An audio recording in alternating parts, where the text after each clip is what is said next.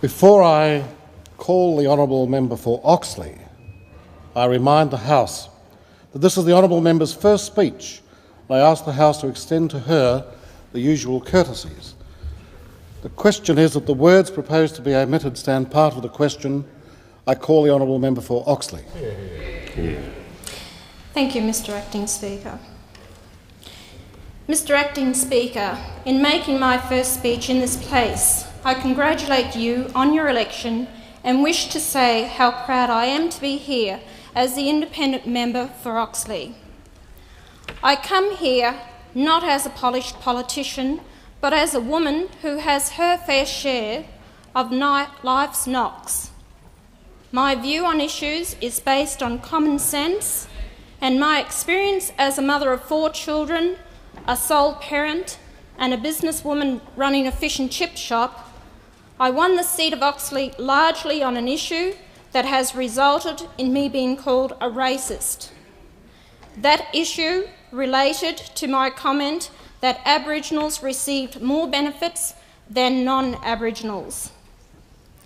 We now have a situation where a type of reverse racism is applied to mainstream Australians by those who promote political correctness and those who control the various taxpayer-funded industries that flourish in our society, serving Aboriginals, multiculturalists, and a host of other minority groups. In response to my call for equality for all Australians, the most noisy criticism came from the fat cats, bureaucrats, and the do-gooders. They screamed the loudest because they stand to lose the most. Their power, money, and position, all funded by ordinary Australian taxpayers. Present governments are encouraging separatism in Australia by providing opportunities, land, monies, and facilities only available to Aboriginals. Along with millions of Australians, I am fed up to the back teeth with the inequalities that are being promoted by the government and paid for by the taxpayer under the assumption that Aboriginals are the most disadvantaged people in Australia. I do not believe that the colour of one's skin determines whether you are disadvantaged.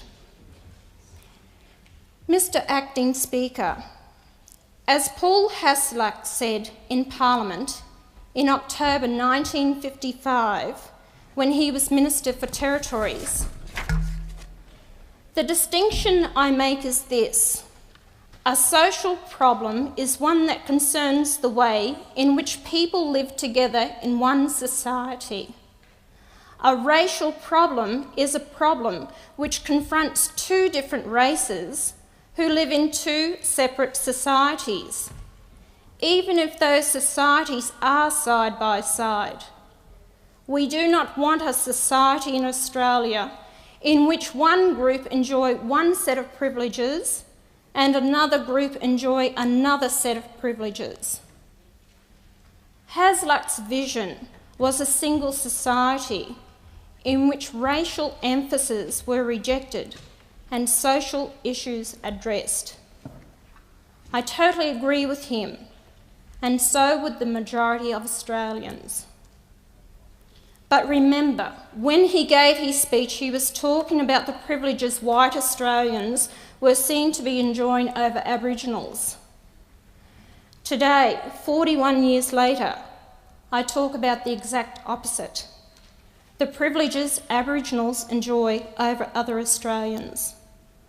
I have done research on benefits only available to Aboriginals and challenge anyone to tell me how Aboriginals are disadvantaged when they can obtain 3% and 5% housing loans denied to non-Aboriginals. Mr Acting Speaker, this nation is being divided into black and white, and the present system encourages this. I am fed up with being told this is our land. Well, where the hell do I go? I was born here, and so were my parents and children. I will work beside anyone, and they will be my equal, but I draw the line when told I must pay and continue paying for something that happened over 200 years ago. Like most Australians, I worked for my land. No one gave it to me. Apart from the $40 million spent so far since Mabo on native title claims, the government has made available $1 billion for Aboriginals and Torres Strait Islanders as compensation for land they cannot claim under native title. Bear in mind that the $40 million spent so far in native title has gone into the pockets of grateful lawyers and consultants. Yeah. Not one native title has been granted as I speak. Mr. Acting Speaker, the majority of Aboriginals don't want handouts because they realise that welfare is killing them.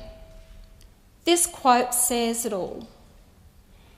If you give a man a fish, you feed him for a day.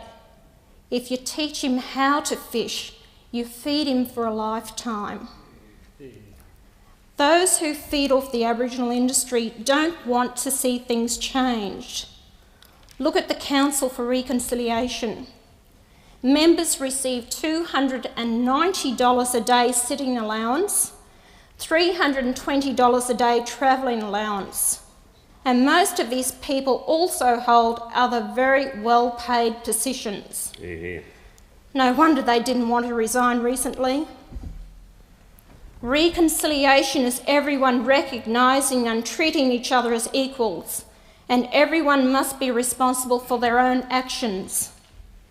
This is why I am calling for ADSIC to be abolished. It is a failed, hypocritical and discriminatory organisation that has failed dismally the people it was meant to serve. Yeah. It will take more than Senator Heron's surgical skills to correct the terminal mess it is in. Anyone with a criminal record can and does hold a position with ADSIC. I cannot hold my position as a politician if I have a criminal record. Once again, two sets of rules. If politicians continue to promote separatism in Australia, they should not continue to hold their seats in this Parliament. They are not truly representing all Australians, and I call on the people to throw them out. To survive in peace and harmony, united and strong, we must have one people, one nation, one flag. Mr. Acting Speaker, the greatest cause of family breakdown is unemployment. This country of ours has the richest mineral deposits in the world, vast rich lands for agriculture, and are surrounded by oceans that provide a wealth of seafood, and yet we are $190 billion in debt and with an interest bill that is strangling us. Youth unemployment between the ages of 15 to 24 runs at 25%, and even higher in my electorate of Oxley. Statistics, by cooking the books, say that Australia's unemployment is at 8.6%, or just under 1 million people.